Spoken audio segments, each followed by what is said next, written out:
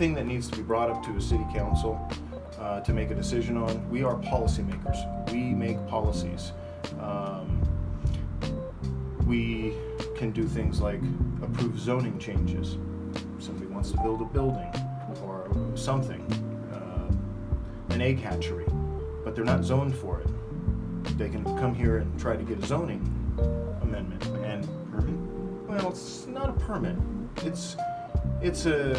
It's a change in the development standards. Development standards, your house are residential houses on a residential lot. It's zoned for residential.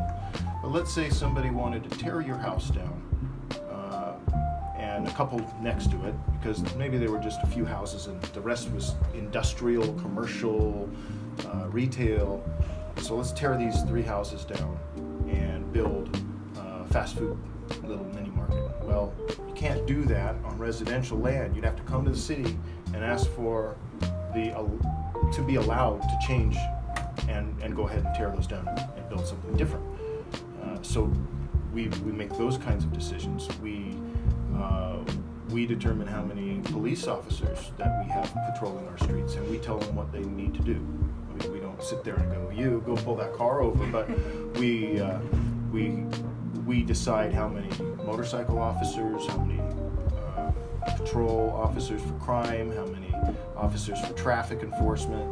I mean, we make those decisions. It goes for all kinds of things like trash hauling, all the things that make a city happen. We have some hand in making decisions about that stuff. That's pretty neat.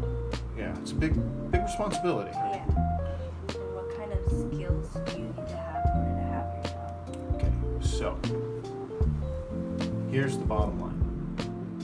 If you're a registered voter and you live in the district that you want to represent, in our case now I'm District 3.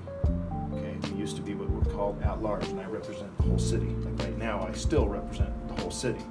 Starting in November, after the next election, then nobody ran against me, so I'm what's called unopposed, so I'm automatically another 4 years. So I don't have, you won't see my name on the ballot, but I don't think you will anyway.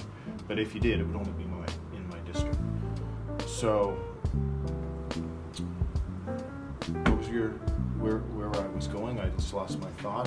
What kind of skills would you need? Yeah, so you need to be a registered voter, live in their district, and apply.